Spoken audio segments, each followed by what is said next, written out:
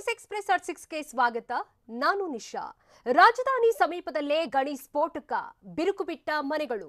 ಗಣೇಶೋತ್ಸವ ಆಚರಣೆಗೆ ಅಸ್ತು ಅನ್ನಲಿದ್ದಾರ ಸಿಎಂ ಬೊಮ್ಮಾಯಿ.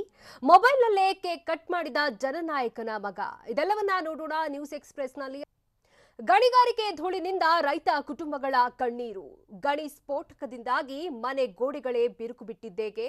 ಪರಿಶೀಲನೆಗೆ ಬಂದ ಅಧಿಕಾರಿಗಳು ಏಕಾಏಕಿ ಎಸ್ಕೇಪ್ ಆಗಿದ್ದೇಕೆ? ನೋಡೋಣ ಅಕ್ರಮ ಗಣಿ ನ್ಯೂಸ್ ಎಕ್ಸ್‌ಪ್ರೆಸ್ನಲ್ಲಿ. ರಾಜ್ಯದಲ್ಲಿ ಅಕ್ರಮ ಗಣಿಗಾರಿಕೆಗೆ ಎಲ್ಲಿಯೇ ಇಲ್ಲದಂತಾಗಿದೆ. ನಿರಂತರ ಬೆಟ್ಟ ಬಗೆದು ಭೂಗಳ್ಳರು ಚಿನ್ನ ದೋಚುತ್ತಿದ್ದಾರೆ. ಭೂಗಳ್ಳರ ಅಂಧ ದರ್ಬಾರ್ಗೆ ರೈತರ ಬದುಕೆ ನಾಶವಾಗ್ತಿದೆ. ನಿರಂತರ ಗಣಿಗಾರಿಕೆ ಅನ್ನದಾತರ ಜೀವ ಹಿಂಡುತ್ತಿದೆ. ರೈತರ ಬದುಕಿಗೆ ಮೈನಿಂಗ್ ಧೂಳು ಮೆತ್ತಿಕೊಳ್ತಿದೆ.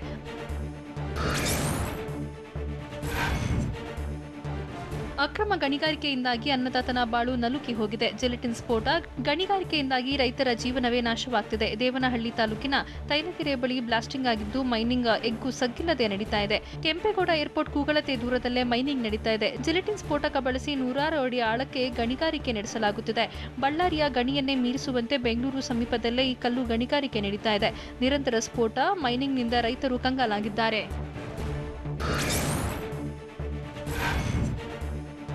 ಶಿವಮೊಗ್ಗ ಮತ್ತು ಚಿಕ್ಕಬಳ್ಳಾಪುರದಲ್ಲಿ ಜಿಲೆಟಿನ್ ದುರಂತ ನಡೆದರೂ ಕೇರ್ಲೆಸ್ ಮಾತ್ರ ಮುಂದುವರೆದಿದೆ. ಹಗಲು ರಾತ್ರಿ ಎಗ್ಗಿಲ್ಲದೆ ಸ್ಫೋಟಕಗಳನ್ನು ಬಳಸಿ ಮೈನಿಂಗ್ ನಡೆಸಲಾಗುತ್ತಿದೆ. ಸ್ಫೋಟದ ರಭಸಕ್ಕೆ ಭೂಕಂಪನದ ಅನುಭವ ಆಗ್ತಿದೆ ಅಂತ ರೈತರು ಕಣ್ಣೀರು ಸುರಿಸಿದ್ದಾರೆ. ಹಲವು ಬಾರಿ ದೂರು ನೀಡಿದ್ರೂ ಅಧಿಕಾರಿಗಳು ಗಪ್ಚುಪ್ಪಾಗಿದ್ದಾರೆ. ಪ್ರತಿನಿತ್ಯ ಬೆಂಗಳೂರಿಗೆ ಟನ್ಗಟ್ಟಲೆ ಜಲ್ಲಿ, ಎಂಸ್ಯಾಂಡ್, ಕಲ್ಲು ಬರುತ್ತಿದ್ದು ಗಣಿಗಾರಿಕೆಯ ವಿರುದ್ಧ ಹೋರಾಟ ಮಾಡಿ ಜನ ಸುಸ್ತಾಗಿದ್ದಾರೆ.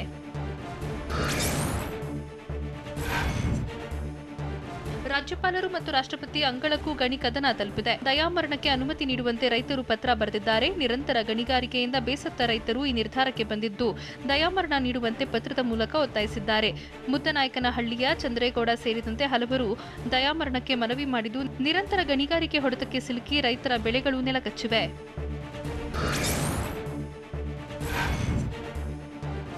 ನಂದಿ ಬೆಟ್ಟದ ಬಳಿಯ ಪಂಚಗಿರಿ ಬೆಟ್ಟಗಳ ಸಮೀಪದಲ್ಲೇ ಮೈನಿಂಗ್ ನಡೆದಿದ್ದು ನಂದಿ ಬೆಟ್ಟದ ಮೇಲೂ ಗಣಿಗಾರಿಕೆಯ ಪ್ರಭಾವ ಬೀರಿತ್ತಾ ಅನ್ನೋ ಅನುಮಾನ ಮೂಡಿದೆ. ಗಣಿಗಾರಿಕೆ ವೇಳೆ ಸ್ಫೋಟಕಗಳ ಬಳಕೆಯಿಂದ ಗುಡ್ಡ ಕುಸಿದಿದೆಯಾ ಅನ್ನೋ ಆತಂಕ ಹೆಚ್ಚಾಗಿದೆ. ನಂದಿ ಬೆಟ್ಟದ ಕೂಗಳತೆ ದೂರದಲ್ಲಿ ತೈಲಗೆರೆ ಗಣಿ ಇದ್ದು ತೈಲಗೆರೆ ಗಣಿಯಿಂದ ಪಂಚಗಿರಿಗಳಿಗೂ ಹಾನಿಯ ಶಂಕೆ ವ್ಯಕ್ತವಾಗಿದೆ. 200 ಅಡಿ ಹೆಚ್ಚು ಆಳದವರೆಗೂ ಕಲ್ಲು ಗಣಿಗಾರಿಕೆ ನಡೆದಿದೆ. ತೈಲಗೆರೆಯಿಂದ 6 ಕಿಲೋಮೀಟರ್ ದೂರದಲ್ಲಿ ನಂದಿ ಬೆಟ್ಟ ಇದ್ದು ಇಲ್ಲೂ ಕುಸಿತದ ಭೀತಿ ಶುರುವಾಗಿದೆ.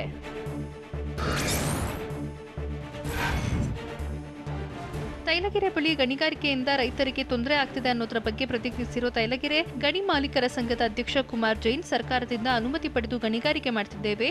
ನಿಯಮಾನುಸಾರವೇ ನಾವು ಕಲ್ಲು ಗಣಿಗಾರಿಕೆ ಮಾಡ್ತಿದ್ದೇವೆ. ಏರ್ಪೋರ್ಟ್, ಹೆದ್ದಾರಿಗೆ ನಮ್ಮಿಂದ ಮೆಟೀರಿಯಲ್ ಸಪ್ಲೈ ಮಾಡಲಾಗುತ್ತೆ ಅಂತ ಕುಮಾರ್ ಜೈನ್ ಹೇಳಿದ್ರು.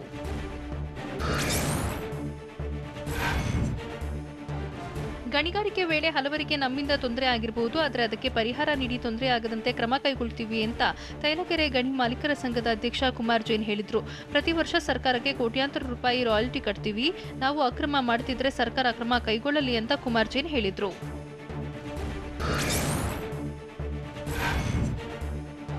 ತೈಲಕೆರೆ ಗಣಿಯಲ್ಲಿ ಸ್ಫೋಟಕದಿಂದ ತೊಂದರೆ ಹೆಚ್ಚಾಗುತ್ತಿದ್ದು ಸ್ಥಳೀಯರು ಆಕ್ರೋಶಗೊಂಡಿದ್ದಾರೆ. ಬೆಂಗಳೂರು ಗ್ರಾಮಾಂತರ ಜಿಲ್ಲೆ ದೇವನಹಳ್ಳಿ ತಾಲೂಕಿನ ತೈಲಗೆರೆ ಬಳಿ ಅಧಿಕಾರಿಗಳು ಪರಿಶೀಲನೆಗೆ ಆಗಮಿಸಿದ್ರು.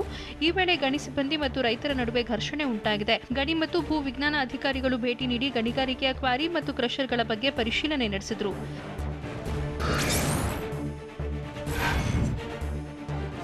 ಗಣಿಗಾರಿಕೆ ಬಗ್ಗೆ ಪರಿಶೀಲನೆಗೆ ತೆರಳಿದ್ದ ವೇಳೆ ಗಣಿ ಮತ್ತು ಭೂ ವಿಜ್ಞಾನ ಅಧಿಕಾರಿಗಳು ಮತ್ತು ರೈತರ ಮಧ್ಯೆ ಮಾತಿನ ಚಕಮಕಿ ನಡೆದಿದೆ. ಗಣಿ ಸಿಬ್ಬಂದಿ ಮತ್ತು ರೈತರು ಪರಸ್ಪರ ಕೈಕೈ ಮಿಲಾಯಿಸಿಕೊಂಡಿದ್ದಾರೆ. ಅಧಿಕಾರಿಗಳ ಎದುರೇ ರೈತರ ಮೇಲೆ ಗಣಿ ಸಿಬ್ಬಂದಿ ಮುಗಿಬಿದ್ದಿದ್ದಾರೆ. ಇಬ್ಬರ ಗಲಾಟೆ ಕಂಡು ಅಧಿಕಾರಿಗಳು ಸ್ಥಳದಿಂದ ಕಾಲ್ಕಿತ್ತಿದ್ದಾರೆ.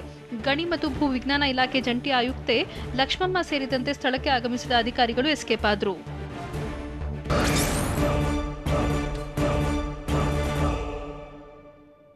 ಗಣಿಗಾರಿಕೆ ವಿರುದ್ಧ ಗ್ರಾಮಸ್ಥರು ರೊಚ್ಚಿಗೆದ್ದಿದ್ದು ಹೇಗೆ? ಗಣಿ ಲಾರಿ ತಡೆದು ಸ್ಥಳೀಯರಿಂದ ರೋಷಾವೇಶ. ಟಿವಿ9 ವರದಿ ಬಳಿಕ ಎಚ್ಚೆತ್ತ ಅಧಿಕಾರಿಗಳು ಗಣಿಗಾರಿಕಾ ಪ್ರದೇಶಕ್ಕೆ ಭೇಟಿ ನೀಡಿದ್ದೇಗೆ? ನೋಡೋಣ ರೈತರ ಆಕ್ರೋಶ ನ್ಯೂಸ್ ಎಕ್ಸ್‌ಪ್ರೆಸ್ನಲ್ಲಿ. ತೈಲಗೆರೆ ಗಣಿಗಾರಿಕೆಯಿಂದ ನಂದಿಬೆಟ್ಟ ಮತ್ತು ರೈತರಿಗೆ ಸಂಕಷ್ಟ ಹೆಚ್ಚಾಗಿದ್ದು ಅನ್ನದಾತರು ಆಕ್ರೋಶಗೊಂಡಿದ್ದಾರೆ. ಗಣಿಯಿಂದ ಹಸು, ಮನೆ, ತೋಟವನ್ನೆಲ್ಲ ಕಳೆದುಕೊಂಡಿದ್ದೀವಿ ಅಂತ ಕಿಡಿಕಾರಿದ ರೈತರು ಬೆಳೆದ ಹೂವು ಮತ್ತು ಬೆಳೆಯನ್ನ ತಂದು ರಸ್ತೆಯಲ್ಲಿ ಹಾಕಿ ಪ್ರತಿಭಟಿಸಿದ್ರು. ಗಣಿಗಾರಿಕೆ ನಿಲ್ಲಿಸಿ, ಇಲ್ಲ ನಮಗೆ ಸಾವು ಕೊಡಿ ಅಂತ ಘೋಷಣೆ ಕೂಗಿ ಆಕ್ರೋಶ ಹೊರಹಾಕಿದ್ರು.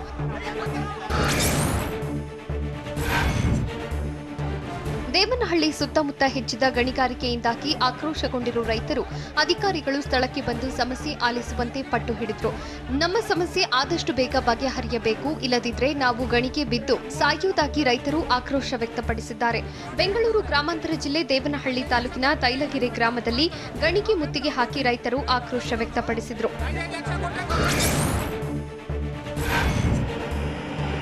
ತೈಲಗೆರೆ ಬಳಿ ನಡೆಯುತ್ತಿರುವ ಅಕ್ರಮ ಗಣಿಗಾರಿಕೆ ವಿರುದ್ಧ ಸ್ಥಳೀಯರು ಸಿಡಿದೆದ್ದಿದ್ದು ಗಣಿಗಾರಿಕೆಯ ಲಾರಿಗಳನ್ನು ತಡೆದು ಆಕ್ರೋಶ ಹೊರಹಾಕಿದ್ರು. ಸುಮಾರು 2 ಗಂಟೆಗೂ ಹೆಚ್ಚು ಕಾಲ ಲಾರಿಯನ್ನು ತಡೆದು ಸ್ಥಳೀಯರು ಪ್ರತಿಭಟನೆ ನಡೆಸಿದ್ರು. ಆದಷ್ಟು ಬೇಗ ಗಣಿಗಾರಿಕೆ ನಿಲ್ಲಿಸಬೇಕು ಅಂತ ಪ್ರತಿಭಟನಾ ನಿರತರು ಆಗ್ರಹಿಸಿದ್ರು.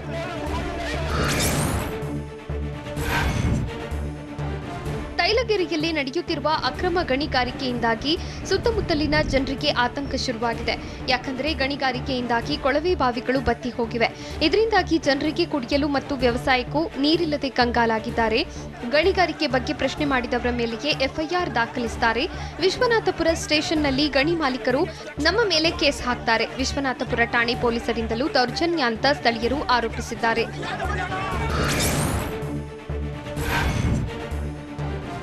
ತೈಲಗೆರೆಯ ಗಣಿಗಾರಿಕೆ ಬಗ್ಗೆ ಟಿವಿ9 ನಿರಂತರ ವರದಿ ಪ್ರಸಾರ ಮಾಡಿತ್ತು. ಇದರ ಬೆನ್ನಲ್ಲೇ ಎಚ್ಚೆತ್ತುಕೊಂಡ ಅಧಿಕಾರಿಗಳು ಗಣಿಗಾರಿಕಾ ಪ್ರದೇಶಕ್ಕೆ ಭೇಟಿ ನೀಡಿ ಪರಿಶೀಲನೆ ನಡೆಸಿದ್ರು. ಬೆಂಗಳೂರು ಗ್ರಾಮಾಂತರ ಜಿಲ್ಲೆ ದೇವನಹಳ್ಳಿ ತಾಲೂಕಿಗೆ ಆಗಮಿಸಿದ ಅಧಿಕಾರಿಗಳು ಪರಿಶೀಲನೆಯಲ್ಲಿ ತೊಡಗಿದ್ರು. ಗಣಿಗಾರಿಕೆಯಿಂದ ನಂದಿಬೆಟ್ಟಕ್ಕೆ ಕುತ್ತು ರೈತರಿಗೆ ಸಮಸ್ಯೆ ಉಂಟಾಗಿದೆ. ಮನೆಯ ಗೋಡೆಗಳು ಬಿರುಕು ಬಿಟ್ಟಿರುವ ಬಗ್ಗೆ ವರದಿ ಬೆನ್ನಲ್ಲೇ ಅಧಿಕಾರಿಗಳು ಭೇಟಿ ನೀಡಿ ಪರಿಶೀಲಿಸಿದ್ರು.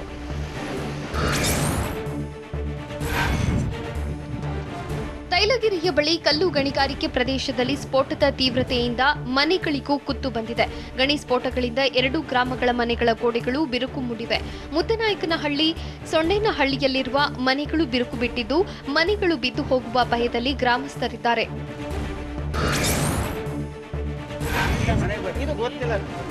ಮ್ಯಾಗ್ಝಿನ್ನಿಂದ ಗಣಿ ಪ್ರದೇಶಕ್ಕೆ ಯಾವ ಸ್ಫೋಟಕಗಳನ್ನು ಸಾಗಿಸಲಾಗಿತ್ತು ಎಂದು ಮಾಲೀಕರು ದಾಖಲಿಸಿರಬೇಕು. ಆದರೆ ಇಲ್ಲಿ ಯಾವ ಸ್ಫೋಟಕ ಇದೆ ಅನ್ನೋ ಬಗ್ಗೆ ದಾಖಲೆಗಳನ್ನು ನೀಡಿಲ್ಲ. ಮ್ಯಾಗ್ಝಿನ್ನಿಂದ ಗಣಿಗೆ ತೆಗೆದುಕೊಂಡು ಹೋದ ಸ್ಫೋಟಕ ಮತ್ತು ಸ್ಫೋಟದ ನಂತರ ಉಳಿದ ಸ್ಫೋಟಕಗಳ ಬಗ್ಗೆಯೂ ದಾಖಲೆಗಳನ್ನು ಮಾಡಿಲ್ಲ. ಸ್ಫೋಟಕಗಳನ್ನು ಗಣಿಗೆ ಸಾಗಿಸುವ ವಾಹನ ಚಾಲಕ ಮತ್ತು ತಾಂತ್ರಿಕ ಸಹಾಯಕರ ಬಗ್ಗೆ ಪೊಲೀಸರಿಗೂ ಯಾವುದೇ ಮಾಹಿತಿ ನೀಡಿಲ್ಲ.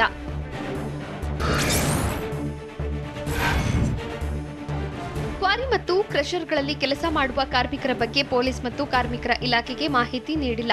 ಸ್ಫೋಟಕ ಬಳಸಿ ಗಣಿಗಾರಿಕೆ ಮಾಡುತ್ತಿದ್ರು.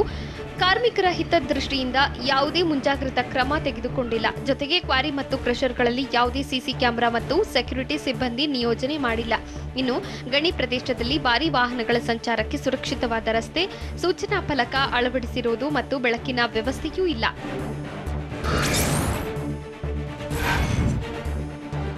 ಮೈನಿಂಗ್ಗೆ ಬಳಸುವ crane, dozer, loader, compressor, tractor ಮತ್ತು ಲಾರಿಗಳ ಕಾರ್ಯಕ್ಷಮತೆ ಬಗ್ಗೆ ಸಾರಿಗೆ ಇಲಾಖೆಯಿಂದ ಪ್ರಮಾಣ ಪತ್ರ ಪಡೆದಿಲ್ಲ ಅನ್ನೋದು ಕಂಡುಬಂದಿದೆ. ಇನ್ನು ಬ್ಲಾಸ್ಟ್ ವೇಳೆ ಜೀವ ಉಳಿಸೋ ಯಾವುದೇ ಸೂಚಕಗಳು ಅಳವಡಿಕೆಯಾಗಿಲ್ಲ. ಮೈನಿಂಗ್ ಬ್ಲಾಸ್ಟ್ ವೇಳೆ ಅಲ್ಲಿನ ಜನ ಮತ್ತು ಕಾರ್ಮಿಕರು ತೆರಳುವಂತೆ ಸೂಚಿಸಲು ಸೈರನ್, ಕೆಂಪು ಬಾವುಟ ಮತ್ತು ತಂತಿ ಬೇಲಿ ಇರಬೇಕು. ಆದರೆ ಇದ್ಯಾವುದರ ಅಳವಡಿಕೆಯೂ ಆಗಿಲ್ಲ.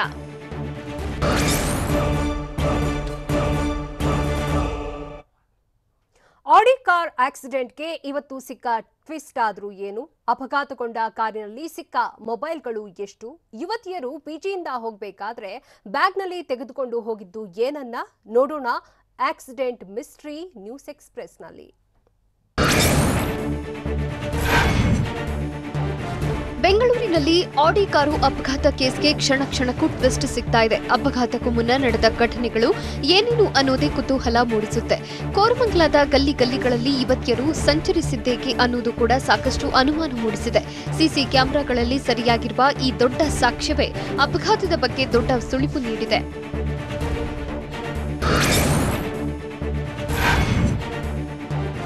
ಅಪಘಾತಕ್ಕೂ ಮುನ್ನ ಆಡಿ ಕಾರಿನಲ್ಲಿದ್ದ ಸ್ನೇಹಿತರ ಟೀಮ್ ಭರ್ಜರಿ ಪಾರ್ಟಿ ಮಾಡಿತ್ತು.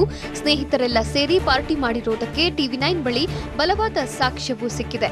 ಅಪಘಾತಕ್ಕೂ 5 ಗಂಟೆ ಹಿಂದಿನ ಸೀನ್ಗಳು ಏನೇನು ಅಂತ ನೋಡೋದಾದ್ರೆ, ಆಕ್ಸಿಡೆಂಟ್ಗೂ ಮುನ್ನ ಪಿಜಿಯಿಂದ ಯುವತಿಯರು ಹೊರಟಿದ್ರು. ಸೋಮವಾರ ರಾತ್ರಿ 8:39ಕ್ಕೆ ಪಿಜಿಯಿಂದ ಹೊರಟಿದ್ದ ಇಬ್ಬರು ಯುವತಿಯರು ಕೈಗಳಲ್ಲಿ ಬ್ಯಾಗ್ಗಳನ್ನು ಹಿಡಿದು ಹೊರಗೆ ಬಂದಿದ್ರು.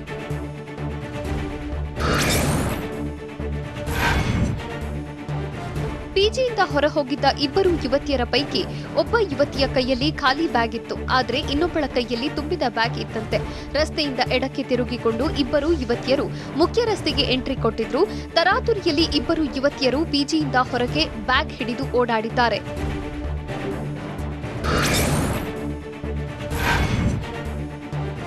ಪಿಜಿಯಿಂದ ಹೊರಟಿದ್ದ ಯುವತಿಯರು ಮುಖ್ಯ ರಸ್ತೆಯ ಮಧ್ಯದ ಅಂಗಡಿಗೆ ಹೋಗಿದ್ರು. ಆ ಯುವತಿಯರು ಮುಖ್ಯ ರಸ್ತೆಯಲ್ಲಿದ್ದ ಮಧ್ಯದ ಅಂಗಡಿಗೆ ತೆರಳಿ ಮದ್ಯ ಖರೀದಿಸಿದ್ದಾರೆ. ನೈಟ್ ಕರ್ಫ್ಯೂ ಜಾರಿಯಾಗುವ ಧಾವಂತದಲ್ಲಿ ಮದ್ಯ ಖರೀದಿಸಿದ್ದಾರೆ ಅಥವಾ ಅಂಗಡಿಯಲ್ಲಿ ಮದ್ಯ ಖರೀದಿಸಿ ಬ್ಯಾಗ್ಗೆ ತುಂಬಿಕೊಂಡು ತೆರಳಿದ್ದಾರೆ ಎನ್ನಲಾಗಿದೆ.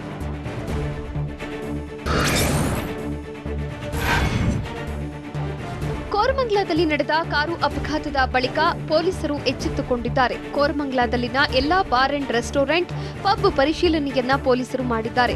ಕೋರಮಂಗಲದಲ್ಲಿ ಎಲ್ಲಿಯೂ ಪಾರ್ಟಿ ಮಾಡಿರೋದು ಪತ್ತೆಯಾಗಿಲ್ಲ. ಎಂಜಿ ರೋಡ್ ಸುತ್ತಮುತ್ತ ಪಾರ್ಟಿ ಮಾಡಿರೋದು ಅನುಮಾನ. ಹೀಗಾಗಿ ಸದ್ಯ ಎಂಜಿ ರಸ್ತೆಯ ಪಬ್, ಬಾರ್ ಅಂಡ್ ರೆಸ್ಟೋರೆಂಟ್ ಬಳಿಯ ಸಿಸಿ ಕ್ಯಾಮೆರಾ ಪರಿಶೀಲನೆ ನಡೆಸ್ತಾ ಇದ್ದಾರೆ.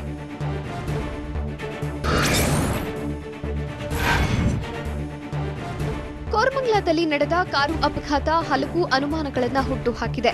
ಅಪಘಾತವಾಗಿರುವ ಕಾರಿನಲ್ಲಿ ಸಿಕ್ಕಿದ್ದು ಬರೀ 3 ಮೊಬೈಲ್ ಫೋನ್ಗಳು ಮಾತ್ರ. 3 ಮೊಬೈಲ್ ಫೋನ್ಗಳು ಡಿಸ್ಪ್ಲೇ ಒಡೆದು ಹೋಗಿದೆ. ಇದರಿಂದ ಮೊಬೈಲ್ ಕಾಲ್ ಲಿಸ್ಟ್ ಆಧರಿಸಿ ಟವರ್ ಲೊಕೇಶನ್ ಮೂಲಕ ಪಾರ್ಟಿ ಸ್ಥಳ ಪತ್ತೆಗೆ ಪೊಲೀಸರು ಯತ್ನಿಸಿದ್ದಾರೆ. ಸುಮಾರು 30 ಪೊಲೀಸರಿಗೆ ಪಾರ್ಟಿ ಜಾಗ ಪತ್ತೆ ಮಾಡುವ ಕೆಲಸವನ್ನ ಹಿರಿಯ ಅಧಿಕಾರಿಗಳು ನೀಡಿದ್ದಾರೆ.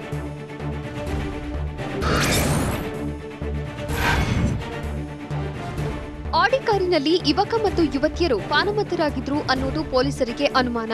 ಬಹುತೇಕ ಕುಡಿದು ವಾಹನ ಚಲಾಯಿಸುವ ಸಾಧ್ಯತೆ ಜಾಸ್ತಿ ಅಂತ ಪೊಲೀಸರು ಹೇಳ್ತಿದ್ದಾರೆ. ಈಗಾಗಲೇ ಮೃತರ ರಕ್ತದ ಮಾದರಿ ಸಂಗ್ರಹ ಮಾಡಿರುವ ಖಾಕಿ ವೈದ್ಯಕೀಯ ವರದಿ ಬರಲಿದ್ದು, ಕುಡಿದಿದ್ದಾರಾ ಇಲ್ವಾ ಅನ್ನೋದು ಗೊತ್ತಾಗಲಿದೆ. ಸದ್ಯ ಆಡುಗೋಡಿ ಸಂಚಾರಿ ಪೊಲೀಸರು ತನಿಖೆ ಮುಂದುವರೆಸಿದ್ದಾರೆ.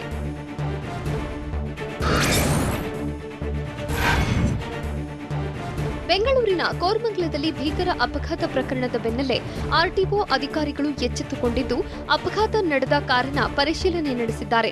ನಿನ್ನೆಗೆ ಆಡುಗೋಡಿ ಸಂಚಾರಿ ಪೊಲೀಸರಿಂದ ಮಾಹಿತಿ ಸಂಗ್ರಹ ಮಾಡಿದ್ದು, ಇಂದು ಆರ್ಟಿಒ ಅಧಿಕಾರಿಗಳಿಂದ ಕಾರು ಪರಿಶೀಲನೆ ನಡೆದಿದೆ. ಅಪಘಾತಕ್ಕೆ ತಾಂತ್ರಿಕ ಕಾರಣಗಳು ಕಾರಣಾನ ಅನ್ನೋದರ ಬಗ್ಗೆಯೂ ಪರಿಶೀಲನೆ ನಡೆದಿದೆ.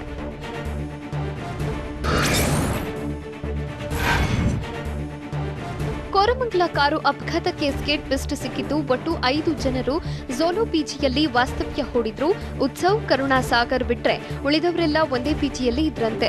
ಬಿಂದು, ಇಶಿತಾ, ಧನುಷಾ, ರೋಹಿತ್, ಅಕ್ಷಯ್ ಎಲ್ಲರೂ ಒಂದೇ ಪಿಜಿಯಲ್ಲಿದ್ರು. ಕೋರಮಂಗಲ 6ನೇ ಬ್ಲಾಕ್ನಲ್ಲಿರುವ ಝೋಲೋ ಪಿಜಿಯಲ್ಲಿ ಮೊದಲ ಹಾಗೂ 2ನೇ ಮಹಡಿಯಲ್ಲಿ ಮಹಿಳೆಯರಿದ್ರೆ 3 ಮತ್ತು 4ನೇ ಮಹಡಿಯಲ್ಲಿ ಪುರುಷರು ಇರ್ತಿದ್ರಂತೆ.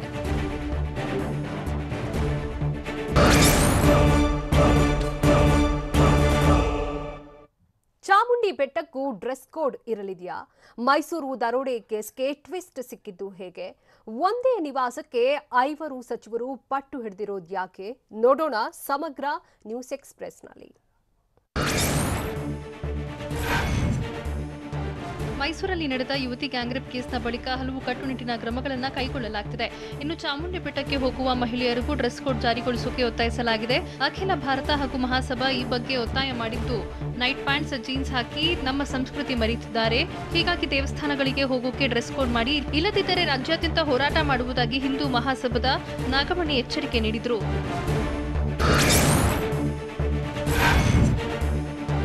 ಮೈಸೂರಲ್ಲಿ ಶೂಟೌಟ್ ಮತ್ತು ದರೋಡೆಗೆ ಕೇಸ್ಗೆ ಮಹತ್ವದ ದಾಖಲೆ ಸಿಕ್ಕಿದೆ. ಮೈಸೂರು ಪೊಲೀಸರಿಂದ ಮತ್ತೊಂದು ಮಹತ್ವದ ಸಾಕ್ಷ್ಯ ಸಂಗ್ರಹವಾಗಿದ್ದು, ಶೂಟೌಟ್ ಮಾಡಿದ ಪಿಸ್ತೂಲ್ ವಶಕ್ಕೆ ಪಡೆದಿದ್ದಾರೆ. ಮುಂಬೈನಲ್ಲಿ ಮೈಸೂರು ಪೊಲೀಸರು ಕಾರ್ಯಾಚರಣೆ ನಡೆಸಿದ್ದು, ಪೊಲೀಸ್ ಕಮಿಷನರ್ ಡಾಕ್ಟರ್ ಚಂದ್ರಗುಪ್ತ ಮಾರ್ಗದರ್ಶನದಲ್ಲಿ ತನಿಖೆ ನಡೀತಾ ಇದೆ.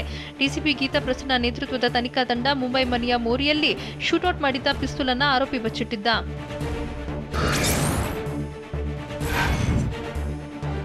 ಇಡೀ ರಾಜ್ಯದ ಜವಾಬ್ದಾರಿ ನನ್ನ ಮೇಲಿದೆ, ಆದರೆ ನನ್ನ ತವರು ಮನೆಯನ್ನ ನಾನಿಂದು ಮರೆಯೋದಿಲ್ಲ ಅಂತ ಸಿಎಂ ಬಸವರಾಜ ಬೊಮ್ಮಾಯಿ ಹೇಳಿದರು. ಹಾವೇರಿ ಜಿಲ್ಲೆಯ ಶಿಂಗಾವಿ ತಾಲೂಕಿನ ತಡಸ ಗ್ರಾಮದಲ್ಲಿ ಮಾತನಾಡಿದ ಬೊಮ್ಮಾಯಿ, ಶಿಂಗಾವಿ ಕ್ಷೇತ್ರದ ಸಮಗ್ರ ಅಭಿವೃದ್ಧಿಗೆ ಕಂಕಣಬದ್ಧನಾಗಿದ್ದೇನೆ. ಕ್ಷೇತ್ರದ ಬಗೆಗಿನ ನನ್ನ ಕನಸು ನನಸಾಗುವ ಕಾಲ ಬಂದಿದ್ದು, ಶಿಂಗಾವಿ ಕ್ಷೇತ್ರವನ್ನ ಮಾದರಿ ಕ್ಷೇತ್ರವನ್ನಾಗಿ ಮಾಡ್ತೇನೆ ಅಂತ ಸಿಎಂ ಹೇಳಿದರು.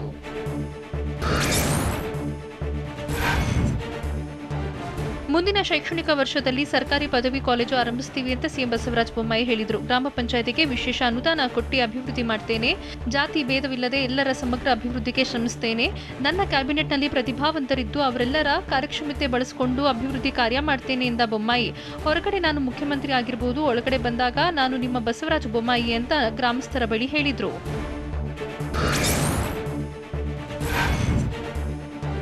ಎಂಎಸ್ ಬಿಲ್ಡಿಂಗ್ ರಸ್ತೆಯಲ್ಲಿ ಸಾರ್ವಜನಿಕರ ಓಡಾಟ ಹೆಚ್ಚಾಗಿದೆ. ಹೀಗಾಗಿ ಎಂಎಸ್ ಬಿಲ್ಡಿಂಗ್ ಮಾರ್ಗವನ್ನ ಬ್ಲಾಕ್ ಮಾಡುವಂತೆ ಸಚಿವಾಲಯ ನೌಕರರ ಸಂಘ ಆಗ್ರಹಿಸಿದೆ. ವಿಧಾನಸೌಧದ ಮೂಲಕ ಎಂಎಸ್ ಬಿಲ್ಡಿಂಗ್ ಮಾರ್ಗದಲ್ಲಿ ಸದ್ಯ ಸಾರ್ವಜನಿಕ ವಾಹನಗಳ ಓಡಾಟಕ್ಕೆ ಅವಕಾಶ ನೀಡಲಾಗಿದೆ. ಇದರಿಂದ ಎಂಎಸ್ ಬಿಲ್ಡಿಂಗ್ನಲ್ಲಿ ಕಾರ್ಯನಿರ್ವಹಿಸುವ ಸಿಬ್ಬಂದಿಗೆ ಅನಗತ್ಯ ಕಿರಿಕಿರಿ ಆಗ್ತಿದೆ ಅಂತ ಆರೋಪಿಸಿದ್ದಾರೆ. ಎಂಎಸ್ ಬಿಲ್ಡಿಂಗ್ ಎದುರು ಟ್ರಾಫಿಕ್ ಜಾಮ್ ಉಂಟಾಗಿ ಅನಗತ್ಯ ಕಿರಿಕಿರಿ ಉಂಟಾಗ್ತಿದೆ ಎಂಬ ಆಕ್ಷೇಪ ವ್ಯಕ್ತಪಡಿಸಿದ್ದಾರೆ.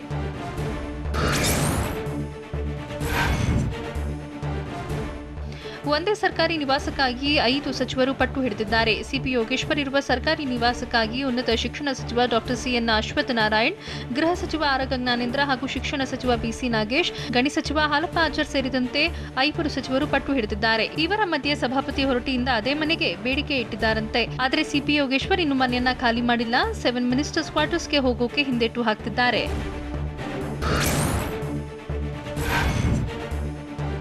ಮದುವೆ ಆಗೋದಾಗಿ ನಂಬಿಸಿ ವಂಚಿಸುತ್ತಿದ್ದ ಆರೋಪಿಯನ್ನ ಹೆಣ್ಣೂರು ಪೊಲೀಸರು ಅರೆಸ್ಟ್ ಮಾಡಿದ್ದಾರೆ. 34 ವರ್ಷದ ಜಗನ್ನಾಥ್ ಮ್ಯಾಟ್ರಿಮೋನಿಯಲ್ಲಿ ಮದುವೆ ಆಗೋದಾಗಿ ನಂಬಿಸಿ ಹಣ, ಒಡವೆ ಪಡೆದು ಮದುವೆ ಆಗದೆ ವಂಚಿಸುತ್ತಿದ್ದ. 30 ವರ್ಷ ಮೇಲ್ಪಟ್ಟ ವಿಚ್ಛೇದಿತ ಮಹಿಳೆಯರನ್ನೇ ಟಾರ್ಗೆಟ್ ಮಾಡ್ತಿದ್ದ. ಅಪಘಾತವಾಗಿದೆ, ಹಣ ಬೇಕೆಂದು ಪಡೆದು ವಂಚನೆ ಮಾಡ್ತಿದ್ದಂತೆ. ಈವರೆಗೂ ಸುಮಾರು 10 ಯುವತಿಯರಿಗೆ ಆರೋಪಿ ವಂಚಿಸಿರುವುದು ತನಿಖೆಯಲ್ಲಿ ಬಯಲಾಗಿದೆ.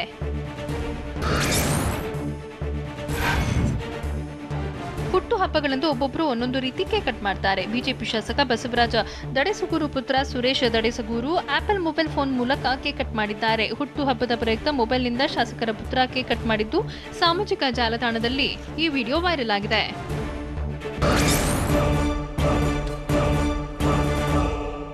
ಗಣೇಶೋತ್ಸವಕ್ಕೆ ಅನುಮತಿ ನೀಡುವ ಬಗ್ಗೆ ಚರ್ಚಿಸಿದ್ದೇವೆ ಅಂತ ಹೇಳಿದ್ಯಾರು? ದೇಶ ವಿರೋಧಿ ಚಟುವಟಿಕೆ ಮೇಲೆ ನಿಗಾ ವಹಿಸಿರೋರು ಯಾರು? ಮೇಕೆದಾಟು ವಿಚಾರದಲ್ಲಿ ಕರ್ನಾಟಕದ ಪರ ಬ್ಯಾಟ್ ಬೀಸಿದ್ದು ಯಾರು? ನೋಡೋಣ ಕರ್ನಾಟಕ ನ್ಯೂಸ್ ಎಕ್ಸ್‌ಪ್ರೆಸ್‌ನಲ್ಲಿ. ಮೇಕೆದಾಟು ಯೋಜನೆ ವಿಚಾರದಲ್ಲಿ ಕರ್ನಾಟಕ ಪರ ಅರುಣ್ ಸಿಂಗ್ ಬ್ಯಾಟಿಂಗ್ ಮಾಡಿದ್ದಾರೆ. ಕರ್ನಾಟಕದ ಹಿತ ಕಾಪಾಡೋಕೆ ಬಿಜೆಪಿ ಕಟಿಬದ್ಧವಾಗಿದೆ ಅಂತ ರಾಜ್ಯ ಬಿಜೆಪಿ ಉಸ್ತುವಾರಿ ಅರುಣ್ ಸಿಂಗ್ ಹೇಳಿದ್ರು.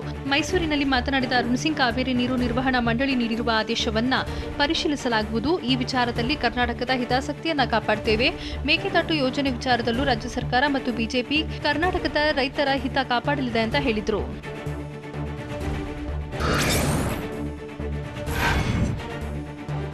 ಮಂಡ್ಯದಲ್ಲಿ ಸಂಸದೆ ಸುಮಲತಾ ಅಂಬರೀಶ್ ಮನೆ ನಿರ್ಮಾಣಕ್ಕೆ ಸಿದ್ಧತೆ ನಡೆಸಿದ್ದು ಗುದ್ದಲಿ ಪೂಜೆ ನೆರವೇರಿಸಿದರು. ಮಂಡ್ಯ ತಾಲೂಕಿನ ಹನಕೆರೆ ಗ್ರಾಮದ ಬಳಿ ಗುದ್ದಲಿ ಪೂಜೆ ನಡೆದಿದ್ದು, ತಮ್ಮ ಆಪ್ತ ಹನಕೆರೆ ಶಶಿ ಅನ್ನೋರ ಜಮೀನಿನಲ್ಲಿ ಮನೆ ನಿರ್ಮಾಣವಾಗ್ತಿದೆ. ಗುದ್ದಲಿ ಪೂಜೆ ನಡೆಯುವ ಸ್ಥಳದಲ್ಲಿ ಸುಮಲತಾ ಆಪ್ತರು, ಕೆಲವು ಸಂಬಂಧಿಕರು ಭಾಗಿಯಾಗಿದ್ದರು.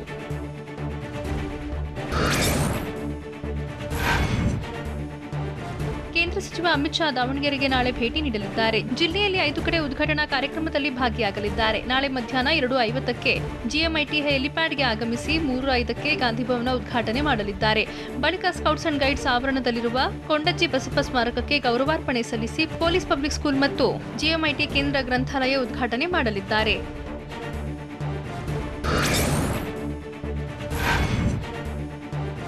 ಶಾಲೆ ಕಾಲೇಜು ಆರಂಭವಾದ ಬೆನ್ನಲ್ಲೇ ಕೊಪ್ಪಳ ಜಿಲ್ಲೆಯಲ್ಲಿ ಗ್ರಾಮೀಣ ಭಾಗಕ್ಕೆ ಬಸ್ ಕೊರತೆ ಎದುರಾಗಿದೆ. ನಿಗದಿತ ಸಮಯಕ್ಕೆ ಶಾಲಾ ಕಾಲೇಜುಗಳಿಗೆ ತಲುಪೋಕೆ ವಿದ್ಯಾರ್ಥಿಗಳು ಹರಸಾಹಸ ಪಡುವಂತಾಗಿದೆ. ಬಸ್ ಕೊರತೆಯಿಂದಾಗಿ ಬಸ್ಗೆ ಜೋತು ಬಿದ್ದು ಹೆಚ್ಚಿನ ಸಂಖ್ಯೆಯಲ್ಲಿ ವಿದ್ಯಾರ್ಥಿಗಳು ಪ್ರಾಣದ ಹಂಗು ತೊರೆದು ಪ್ರಯಾಣ ಮಾಡುತ್ತಿದ್ದಾರೆ.